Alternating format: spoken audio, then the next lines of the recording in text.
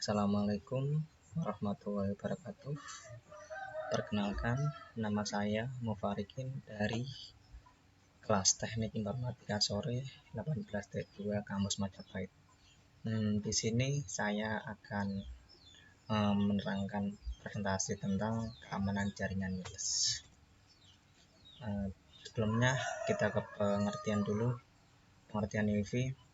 WiFi merupakan kependekan dari Wireless Fidelity yang memiliki pengertian yaitu kelompok standar yang digunakan untuk jaringan lokal nirkabel atau Wireless Local Area Network, hanya WLAN pendekannya, yang didasari pada spesifikasi IEEE 802.11. Standar terbaru dari spesifikasi saat ini 802.11a atau B, seperti 802.11g. Saat ini sedang dalam penyusunan. Spesifikasi terbaru tersebut menawarkan banyak peningkatan, mulai dari luas cakupan yang lebih jauh hingga kecepatan transfernya. Awalnya, WiFi ditujukan untuk penggunaan perangkat nirkabel atau jaringan LAN, namun saat ini lebih banyak digunakan untuk mengakses internet. Hal ini memungkinkan seseorang dengan komputer dengan kartu nirkabel atau wireless card atau personal digital singkatannya PDA untuk terhubung dengan internet dengan menggunakan titik akses atau dikenal dengan istilah hotspot. Standar perangkat WiFi dalam teknologi wireless ada dua standar, yakni 802.11 standar indoor yang terdiri dari 802.11 sampai 2,4 GHz, istilahnya 2 Mbps. 802.11a sampai 5 GHz 54 Mbps. 802.11a sampai 2 kali 5 GHz 108 Mbps.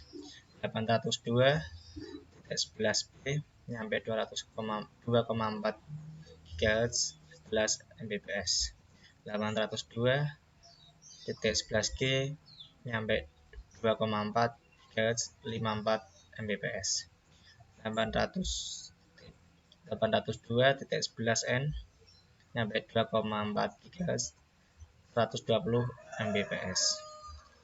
Yang kedua, 802.16 standar outdoor, salah satunya adalah WiMAX Wide Interoperability for Microwave Access yang sedang marak penggunaannya di Indonesia saat ini. Mungkin ini kelebihan WiFi: kemudahan akses tanpa kabel, praktis dan efisien, dapat digunakan selama 24 jam 7 hari seminggu tanpa pulsa telepon, koneksi internet ke backbone internet internasional dengan koneksi ke Indonesia internet pusat. Kekurangannya, biaya peralatan mahal, delay yang sangat besar, kesulitan karena permasalahan propagasi radio, mudah untuk interferensi, kapasitas jaringan kecil karena keterbatasan spektrum, keamanan atau kerahasiaan data kurang terjamin. Selanjutnya, macam-macam perangkat WiFi. Ada access point, merupakan pusat dari klien atau node yang terhubung ke jaringan dengan menggunakan gelombang radio atau wireless. Selanjutnya, wireless adapter untuk desktop. Perangkat ini digunakan untuk berkomunikasi secara wireless dengan access point menggunakan desktop. WiFi PSI dapat dipasangkan pada slot PSI motherboard dalam CPU. Perangkat ini adalah WiFi internal adapter. WiFi USB adapter merupakan eksternal adapter yang dihubungkan langsung melalui port USB. PCM, PCIe, dan Ethernet. Jika kita sudah memiliki WiFi PCM-SIA dan tidak ingin membeli perangkat baru untuk WiFi, dapat menggunakan ISA atau PCI PCM SIA converter. Wireless router. Wireless router adalah perangkat yang melakukan fungsi sebagai router, tapi juga mencakup fungsi sebagai titik akses kabel dan switching jaringan. Mereka digunakan untuk memungkinkan akses ke internet atau jaringan komputer tanpa memerlukan koneksi kabel. Hal ini dapat difungsi sebagai LAN, WLAN, atau wireless. Mode jaringan Wi-Fi. Ada dock. Sistem ad hoc bisa disebut sistem peer-to-peer dalam arti suatu komputer dihubungkan ke satu komputer dengan saling mengenal SSID. Bila digambarkan, mungkin lebih mudah membayangkan sistem direct connection dari satu komputer ke komputer lain dengan menggunakan twisper kabel tanpa perangkat. Jadi terdapat dua komputer dengan perangkat Wi-Fi dapat langsung terhubung tanpa alat yang disebut access point mode. Pada sistem ad hoc tidak lagi mengenal sistem sentral yang biasanya difungsikan pada access point. Sistem ad hoc hanya memerlukan satu buah komputer yang memiliki nama SSID atau sederhana nama sebuah network pada sebuah card komputer. Ini ada gambarnya, bisa dilihat. Selanjutnya, infrastruktur. Sistem infrastruktur membutuhkan sebuah perangkat, yaitu access point. Bila menggunakan jenis wireless network dengan perangkat PDI card, access point berfungsi sebagai pengatur lalu lintas, sehingga memungkinkan banyak klien dapat saling terhubung melalui jaringan. Ini bisa dilihat ya, mungkin gambarnya kurang jelas. Ada wireless ini deh, membagikan fungsinya. Selanjutnya, keamanan jaringan wireless. Saat ini perkembangan wireless sangat signifikan dengan kebutuhan sistem informasi yang mobile. Banyak penyedia jasa wireless seperti hotspot komersial, ISP, warnet, kampus-kampus maupun perkantoran sudah mulai menggunakan wireless. Tapi sangat sedikit yang memberikan keamanan komunikasi data pada jaringan wireless tersebut. Jaringan wireless memiliki lebih banyak kelemahan dibandingkan dengan jaringan kabel. Mungkin yang pertama, kelemahan jaringan wireless pada lapisan fisik ya. Wi-Fi menggunakan gelombang radio pada frekuensi milik umum yang bersifat bebas digunakan oleh semua kalangan dengan batasan-batasan tertentu. Setiap Wi-Fi memiliki area jangkauan tertentu tergantung power atau antena yang digunakan. Kalau antenanya kecil ya sekitar 10-20 meter lah. Kalau antenanya tinggi banget ya sekitar 100-200 meteran, tergantung. Di situ tidak mudah melakukan batas area yang aktivitas, antara lain patuh, interruption atau penyadapan. Nah ya, hal ini sangat mudah dilakukan dan sudah tidak asing lagi bagi para hacker. Wah, sangat bahaya ya. Berbagai tool dengan mudah diperoleh di internet. Berbagai teknik itu dapat bongkar atau oleh tool tersebut. Selanjutnya ada injection. Pada saat transmisi melalui radio dimungkinkan dilakukan injection karena berbagai kelemahan pada cara kerja Wi-Fi di mana tidak ada proses validasi siapa yang sedang terhubung atau siapa yang memutuskan koneksi. Selanjutnya ada jamming. Jamming sangat dimungkinkan terjadi baik sengaja maupun tidak sengaja karena ketidaktahuan pengguna wireless tersebut. Selanjutnya ada locally mobile node. Dengan berbagai software, setiap orang mampu melakukan wireless set survei dan mendapatkan informasi lewat setiap Wi-Fi dan beragam konfigurasi masing-masing. Hal ini dapat dilakukan dengan peralatan sederhana seperti PDA atau laptop dengan didukung GPRS sebagai penanda browsing. Selanjutnya ada akses kontrol. Dalam membangun jaringan wireless perlu didesain agar dapat memisahkan node atau host yang dapat dipercaya dan host yang tidak dapat dipercaya sehingga diberikan akses kontrol yang baik. Ada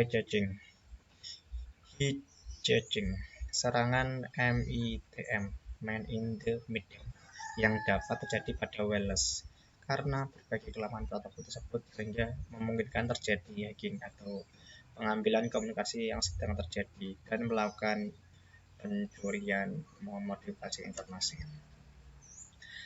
Kedua, kelemahan pada lapisan MAC data layer. Pada lapisan ini terdapat kelemahan, yakni jika sudah terlalu banyak node yang sudah menggunakan channel yang sama dan terhubung pada AP yang sama, maka bandwidth yang mampu dilewatkan akan menurun. Selain itu, address sangat mudah di-spoofing, ditiru atau diduplikasi, membuat banyak permasalahan. Lapisan data atau MAC juga digunakan dalam autentikasi dalam implementasi keamanan WiFi berbasis WPA. Ya, sekitar 802 kali 1 TKIP atau akses. Selanjutnya solusi jaringan wireless ya. Kelemahan jaringan wireless secara umum dapat dibagi menjadi dua, yakni kelemahan pada kualifikasi dan kelemahan pada jenis enkripsi yang digunakan. Berikut ini adalah kegiatan atau aktivitas yang dilakukan untuk pengamanan jaringan wireless. Di antaranya menyembunyikan SSID, VPN dan firewall, menggunakan enkripsi, ganti password administrator standar, matikan APK tidak pakai, ubah default SSD. Begitu. Memakai MAC filter, mengisolasi wireless network dari LAN, mengontrol signal, memandarkan gelombang pada frekuensi berbeda, WEP, Wireless Frequency, WPA, Wi-Fi Protect, akses, MAC filtering. Berikut ini adalah kegiatan aktivitas yang dilakukan untuk mengatur WEP, WPA, MAC filter. WEP adalah kepanjangan dari Wireless Equivalent Privilege. Suatu metode pengamanan jaringan kabel merupakan standar keamanan enkripsi pertama yang digunakan pada wireless. Enkripsi WEP menggunakan kunci yang dimasukkan oleh administrator ke klien maupun ke access point. Kunci ini harus cocok dari yang dibedakan access point ke klien dengan yang dimasukkan klien untuk atau autentikasi menuju access point jalurnya maksudnya, dan WEP mempunyai standar 802.11b.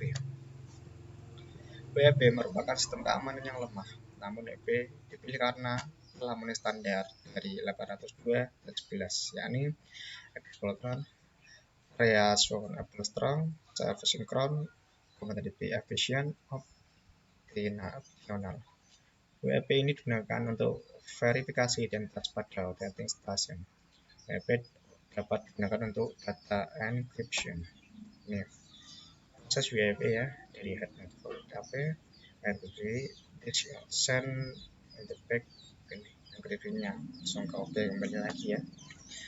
Kelebihannya, saat user hendak mengkoneksikan laptopnya, misal tidak melakukan perubahan setting apapun, semua serba otomatis, dan saat pertama kali hendak browsing, user akan diminta untuk masukkan username dan password ya. Semoga aja nggak lupa ya user sama passwordnya, biasanya kan pada lupa passwordnya. Hampir semua komponen wireless sudah mendukung protokol ini. Masalah kunci yang lemah algoritma. Kelemahannya dari WEP ini ya, masalah kunci yang lemah, algoritma RC4 yang digunakan dapat dipecahkan. WEP menggunakan kunci yang bersifat statis. Masalah initialization vector WEP, masalah integritas besar resolusi RC kedua. Selanjutnya ada WPA, Wi-Fi Protected Access, suatu sistem yang juga dapat diterapkan untuk mengamankan jaringan kabel. Metode pengamanan dengan WPA ini digunakan untuk melengkapi dari sistemnya sebelumnya, yaitu WEP. WPA mengimplementasikan layar dari IEE, yaitu layar 802.11i. Nantinya WPA akan lebih banyak digunakan pada implementasi keamanan jaringan kabel.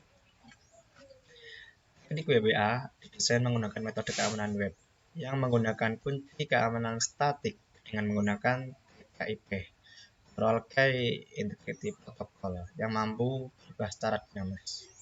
Protokol TKIP akan mengambil kunci utama sebagai starting point yang kemudian secara reguler berubah sehingga tidak ada kunci enkripsi yang digunakan dua kali. Kelemahan dari WPA ya, meningkatkan enkripsi data dengan TKIP tadi. Enkripsi yang digunakan masih sama dengan WPA, yaitu AC4, karena pada dasarnya WPA ini merupakan perbaikan dari WEP dan bukan suatu level keamanan yang benar-benar baru. Walaupun beberapa device ada yang sudah mendukung enkripsi ARC, itu enkripsi dengan keamanan yang paling tinggi. Selanjutnya, kelemahan WPA saat ini adalah proses kalkulasi enkripsi atau deskripsi yang lebih lama dan data overhead yang lebih besar. Dengan kata lain, proses transmisi data akan menjadi lebih lambat dibandingkan bila Anda menggunakan protokol WEP. Belum semua wireless mendukung, biasanya butuh update firmware, driver, atau bahkan menggunakan software tertentu. Selanjutnya ada MAC filter. MAC address filter merupakan metode filtering untuk membatasi hak akses dari MAC address yang bersangkutan. Hampir setiap wireless access point maupun router difasilitasi MAC address filter ya. MAC filter ini juga merupakan metode sistem keamanan yang baik dalam WLAN karena pakai terhadap jenis gangguan seperti pendirian basic dalam filter, sniffing terhadap WLAN. Fungsi MAC filter. MAC filter mempunyai fungsi menseleksi komputer mana yang boleh masuk ke dalam jaringan berdasarkan MAC address. Bila tidak, ya tidak bisa. MAC filter akan membatasi user dalam mengakses jaringan wireless. Alamat MAC dari perangkat komputer user akan didapatkan terlebih dahulu agar bisa terkoneksi dengan jaringan wireless. Kelemahannya ini bisa diketahui dengan software KISS MAC. Setelah diketahui MAC address bisa ditiru dan tidak konflik kalau ada banyak MAC address sama dalam satu HP. Bahaya juga ya. Selanjutnya kesimpulannya dari saya, banyaknya wireless LAN yang aktif dengan konfigurasi default akan memudahkan pada para hacker dapat memanfaatkan jaringan tersebut secara ilegal. Konfigurasi default dari tiap vendor perangkat wireless sebaiknya dirubah settingannya sehingga keamanan akses terdapat WiFi tersebut lebih baik dan lebih kuat. Keamanan jaringan wireless dapat dilakukan dengan cara tidak hanya menggunakan salah satu cara men-setting yang sudah dibahas di atas, tapi dapat dengan kombinasi beberapa teknik sehingga keamanan lebih terjamin. Mungkin itu cukup sekian dari saya, dan minta maaf apabila ada salah kata atau dalam berbicara belepotan seperti ini ya. Saya mohon maaf yang sebesar-besarnya dan terima kasih. Mungkin cukup dari saya.